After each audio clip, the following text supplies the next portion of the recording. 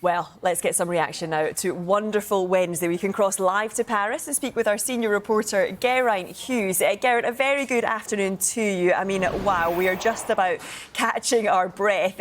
You were at the 2012 London Games. How does this morning's action compare? Does it bring back some memories from Super Saturday? Yeah, it feels like a little bit of a gold rush, and then there's a medal rush on top of that, doesn't it, with the 2 golds and the 2 bronze. So far today, so far. I use those 2 words markedly because there's a really good chance that there could be some more medals coming in for Team GB today.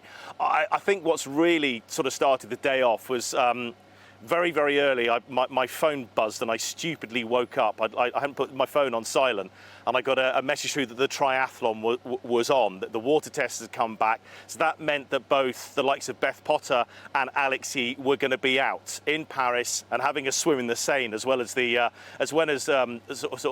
cycling and the running as well. Beth Potter went off first. That incredible bronze, great performance from her. But then Alex Yee, he is the world's #1 triathlete at the moment, silver medalist from Tokyo. But it looked, after the swimming and the cycling on the run, just at one point he was spent.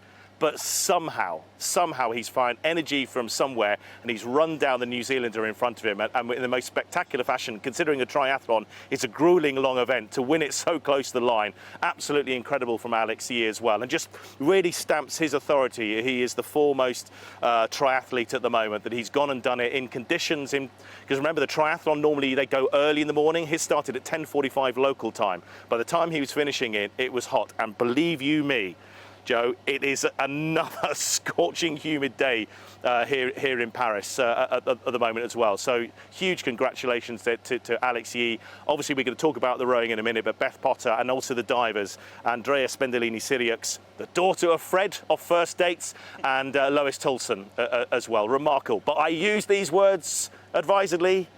So far, there could be more. Yeah, let's get on to that shortly, but I do want to talk about the rowing, as you mentioned there, because a disappointing campaign in Tokyo without any goals. Do you think today's win marks a bit of a turning point for the discipline?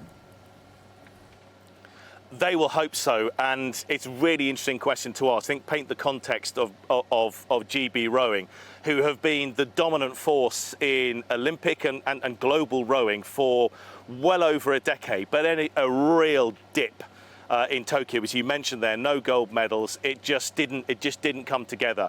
They haven't reinvented the wheel. They have just worked harder, and they've peaked. They've built and built and built, and they've peaked. Obviously now with this gold in the quadruple women's sculls, they hope will be the first of many. There is a quiet confidence when we went into the rowing camp before we came out to Paris that they could do great things. Obviously, you know, one of GB's flag bearers and sort of the flag bearer for GB rowing at the moment is Helen Glover. She's so visible, and she kind of transcends rowing as well. She's recognisable to a lot of people as well with her exploits in the sport and outside of the sport as well. Is that she could get a serious medal here as well. So there's been attention on rowing that perhaps there wasn't previously outside a way of winning medals, but they are determined. They are determined in the rowing event to top the medal table. So I think you're absolutely right, is this could be the first of many to come, because they feel they want to right the wrongs of what happened in Tokyo. But they've worked hard over the intervening 3 years behind the scenes, very, very hard, to get the teams right, because team selection is brutal in the GB rowing setup as well. Some people that think they could easily make an Olympic boat don't. They have the best of the best on the day here at the Olympics. So Team GB are looking good. And I'm just looking down at a few quotes that have come through from a couple of the rowers, Hannah Scott and Lola Anderson. Hannah Scott saying it's been a long time in the making. She still can't quite believe it. I think that's a sentiment for a lot of people who medal, and especially medal with a gold as well.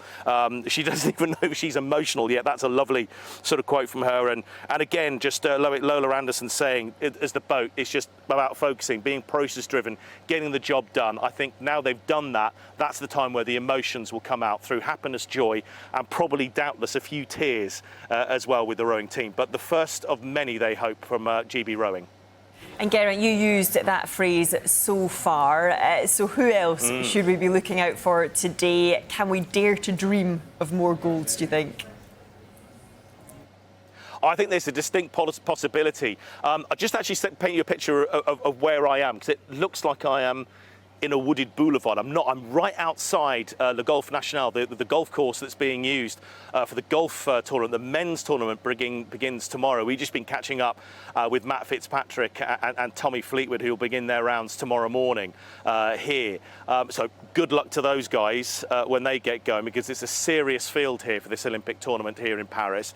But in terms of later today, we've got, I think, the men's gymnasts. Keep an eye on them again, because it's now, obviously we had the team event the other day, start going individually as well. And there's one person I'd really single out who I think will be in competition fairly soon, BMX freestyle, Kieran Riley. We featured him earlier in the week, I beg your pardon, earlier last week. He is a real talent. He's the 2023 world champion. He's a young lad. He just is on this enormous trajectory. And I think with the disappointment in the women's freestyle, where the defending champion, Britain's Charlotte Worthington, just didn't get through qualifying, so disappointingly for her, I think Kieran and Charlotte are so close. They train together at times. I think he will really be wanting to go for gold. He is one of the world's best. It's a really difficult event, full of jeopardy. It's basically BMX freestyle. You get 60 seconds, do as many tricks as you can, nail them, impress the judges and get those points. And hopefully for Kieran, who's proved he's been the best in the world for the last year, that he can pull it off in Paris today. So those are my tips of potentially where we could get some more medals. There may be some others. That's the wonderful thing, Joe, about these Olympic Games. We don't always know where the medals are going to come from.